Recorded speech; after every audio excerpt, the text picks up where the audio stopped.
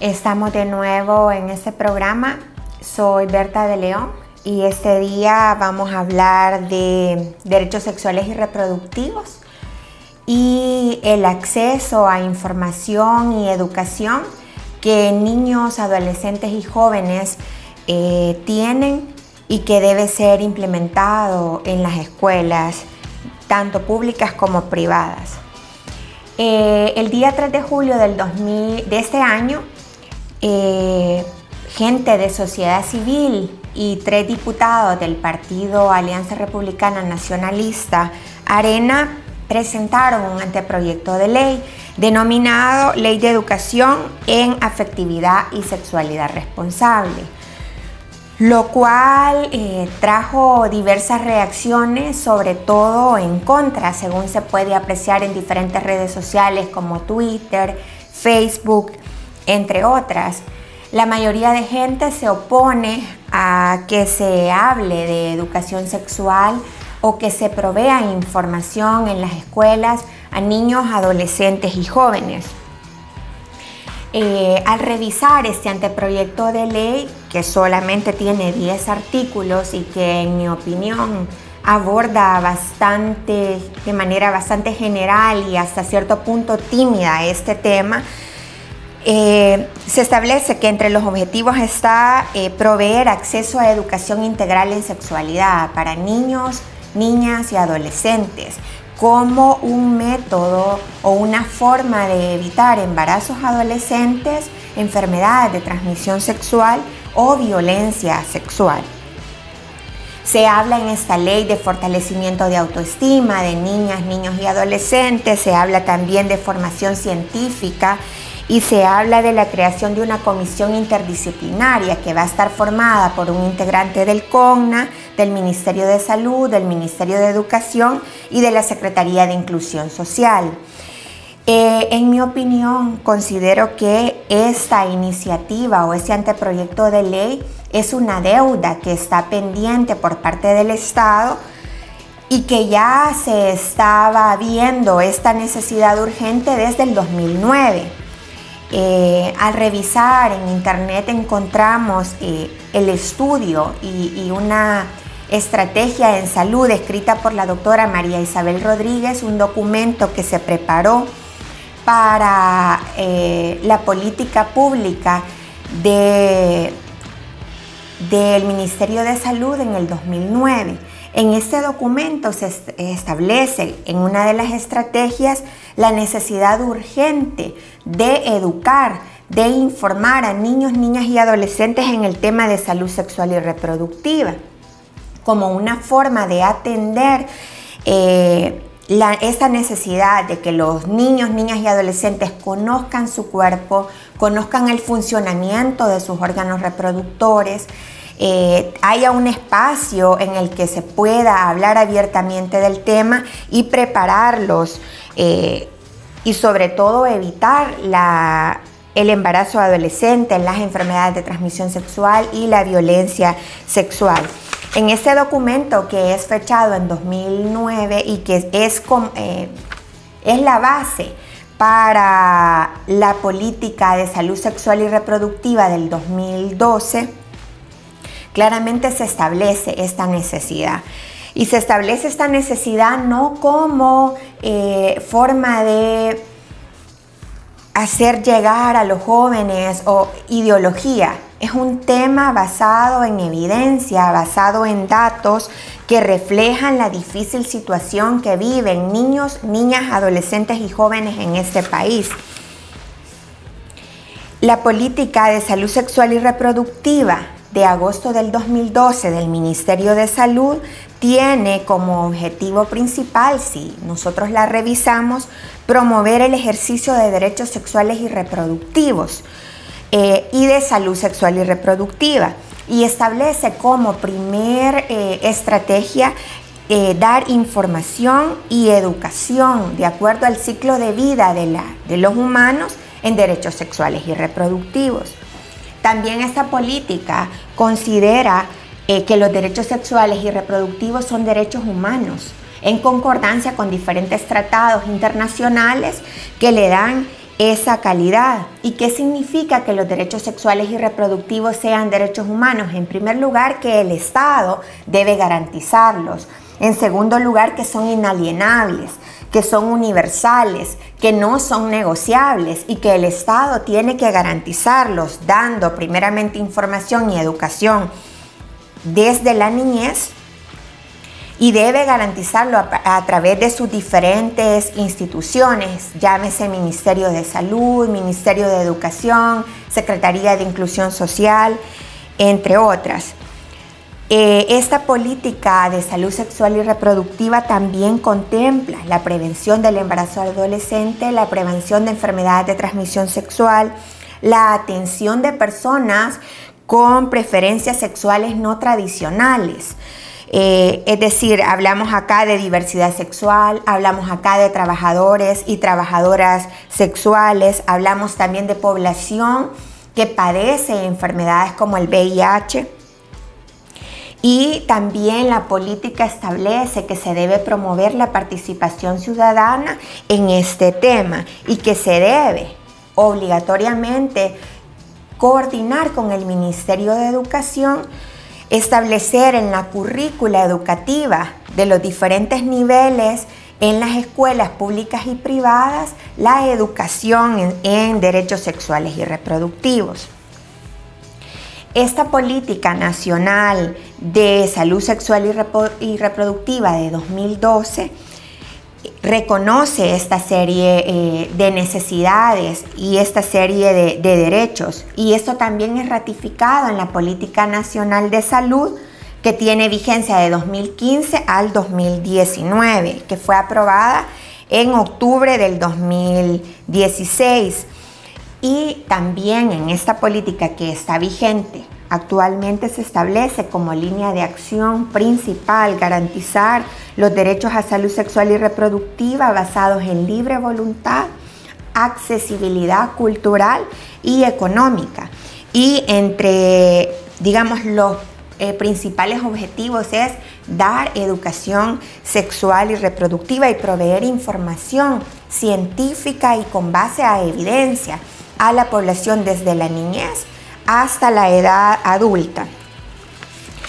Se establece en estos diferentes documentos que les he relacionado la necesidad de impulsar una normativa o una ley que regule la educación integral en sexualidad y en afectividad en las escuelas. Esto fue, digamos, evidenciado, como les digo, desde el 2009 y es una deuda que tiene el Estado, los ciudadanos y las organizaciones de sociedad civil de promover un anteproyecto como este.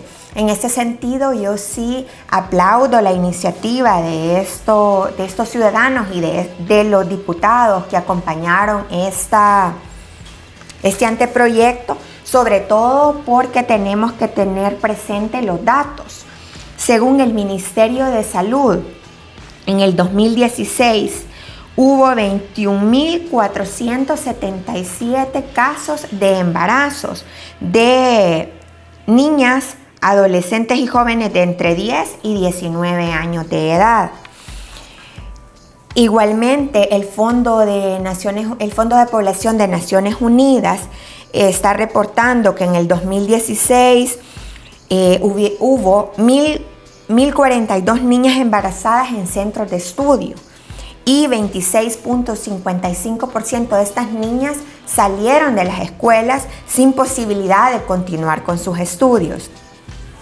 Según datos también del Ministerio de Salud, 11.198 niñas son menores de 18 años, de estos 21.477 que fueron a solicitar servicios de control prenatal al Ministerio de Salud en el 2016.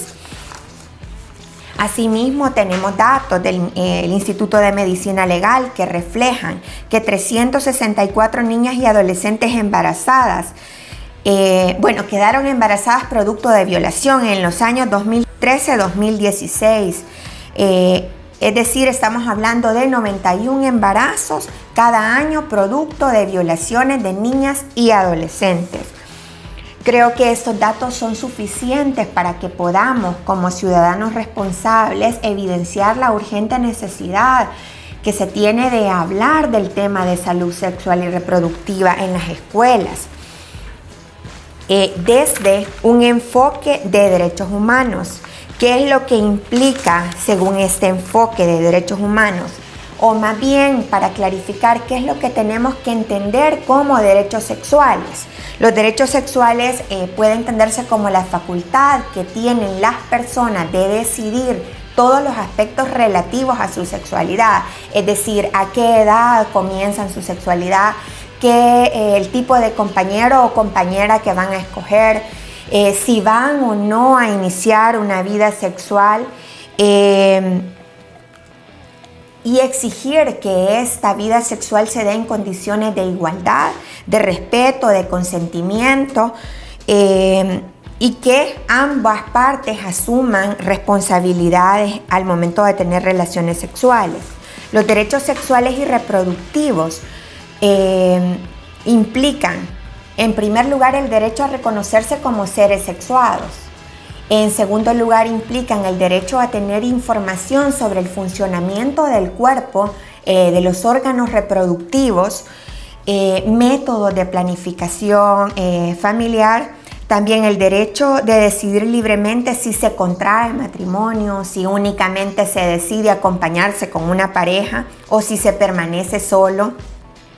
Implica también el derecho a protegerse del embarazo, el derecho a expresar libre y autónomamente la orientación sexual.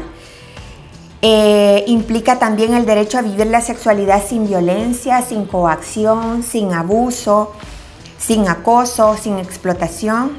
El derecho, como ya lo había dicho, a escoger los compañeros sexuales. Considero yo sumamente importante que se posibilite hablar de este tema sin prejuicios, sin dogmas en las escuelas y bajo una perspectiva científica y basada en evidencia. Considero que esto es base para evitar que niñas, niños y adolescentes sean víctimas de violencia sexual, que muchas veces viene de su mismo círculo cercano. Es decir, la violencia sexual muchas veces viene de padrastros, viene de padres, viene de hermanos, en las comunidades, viene de tíos, del mismo círculo que en condiciones normales nosotros esperaríamos que el niño, niña o adolescente reciba protección, reciba cuidado o reciba incluso información. Mucha de la gente que se opone a que se hable de educación sexual y que se dé información que posibilite y potencie los derechos sexuales y reproductivos a niños, niñas y adolescentes, dicen que se debe hablar de educación sexual únicamente en las casas, únicamente a través de los padres. Esto creo yo, y de hecho así lo consigna la ley, así lo establece la LEPINA, la Ley de Protección Integral de Niñez y Adolescencia, que la educación sexual y reproductiva debe venir primordialmente de los padres. Pero ¿qué hay de los niños, niñas y adolescentes que no tienen padres, que están siendo criados por tíos o que están siendo criados por vecinos? Según la encuesta de hogares de propósitos múltiples del 2016, un 36.2% de niños, niñas y adolescentes están siendo criados o por un solo de los padres, normalmente la madre, o por terceras personas, ya que ambos padres, por ejemplo, han emigrado a Estados Unidos. En los casos de estos jóvenes y de estos menores que no tienen esa cercanía con sus padres, y para tener información de primera mano por parte de ellos, ¿quién se hace cargo de esa tarea tan importante? Considero yo que eso, y con base a esa evidencia, es necesario que en las escuelas, en los centros públicos y privados se hable abiertamente del tema. Sobre todo porque no podemos ignorar también que ahora es cada vez más temprana la edad en que los menores tienen contacto con información relacionada a relaciones sexuales. Abiertamente en internet tienen acceso a diferentes contenidos de este tipo. Ahora hablemos de derechos sexuales y reproductivos. ¿A qué nos referimos cuando hablamos de derechos reproductivos? Los derechos reproductivos también son derechos humanos y están relacionados con la posibilidad de decidir libremente y de manera informada si voy a tener o no tener hijos, cuántos hijos voy a tener, en qué intervalo los voy a tener, si los voy a tener en pareja o si voy a tenerlos sola, qué tipo de familia quiero formar. También implica que la posibilidad de acceder a métodos anticonceptivos seguros, aceptables y eficaces. De esto es que es necesario hablar también en las escuelas y darle la información a las adolescentes y a las jóvenes que está establecido con base a evidencia que cada vez más temprano están iniciando contactos sexuales, muchas veces en las mismas escuelas y sin ningún tipo de orientación que les haga conscientes de las decisiones que están tomando, las implicaciones que tienen iniciar una vida sexual activa, los riesgos que corren, ya sea de contagiarse de alguna enfermedad de transmisión sexual, de enfrentar un embarazo adolescente que va a poner en riesgo el plan de vida de una niña o adolescente. Creo yo que es fundamental que desde la ciudadanía impulsemos este tipo de leyes, ¿verdad? Creo yo que esta ley este anteproyecto de ley es sumamente importante porque está abriendo el debate y la urgente necesidad de que abordemos este tema. Y como les digo, no desde el punto de vista de ideología, sino con base a evidencia científica, con base a datos que nos dicen que es urgente hablar con niños, niñas y adolescentes de este tema. Hay que sentarnos, hay que hablar cómo funciona el cuerpo, cómo funcionan los órganos reproductores, cuáles son los riesgos de asumir una relación sexual temprana, riesgos no solamente de enfermedades, riesgo también de sufrir violencia sexual, acoso sexual y otros problemas que traen aparejados el ejercicio desinformado de la sexualidad. Creo que los niños y jóvenes tienen derecho, y así lo dice la LEPINA, lo establece en el artículo 24. Si bien es cierto, dice que primordialmente deben recibir la información de sus padres, pero también establece en el artículo 86 de la LEPINA la obligación del Estado de dar información y educación en derechos sexuales y reproductivos. Así que hago yo un llamado para que nos informemos. En el sitio del Ministerio de Salud, en el sitio del Ministerio de Educación pueden encontrar abundante información que documenta esta difícil realidad. También el Fondo de Población de Naciones Unidas tiene interesantes estudios de embarazo adolescente que nos pueden ofrecer una visión más amplia y que puede uno apreciar la necesidad urgente de hablar con nuestros niños entre más temprano mejor, ya que hay niñas que desde los 10 años están quedando embarazadas. Les invito a que nos sigan a través del Twitter, en el sitio de plataforma como @plataforma_sb, que me sigan en mi cuenta de Twitter @BertaMaría y la D mayúscula. Voy a compartir en estas cuentas de Twitter diferentes vínculos donde se está abordando este tema bajo criterios científicos y bajo evidencia. Y les motivo para leer, para hablar con sus hijos de este tema con la finalidad de informarlos y dotarlos de herramientas necesarias para el ejercicio efectivo de estos derechos. Gracias.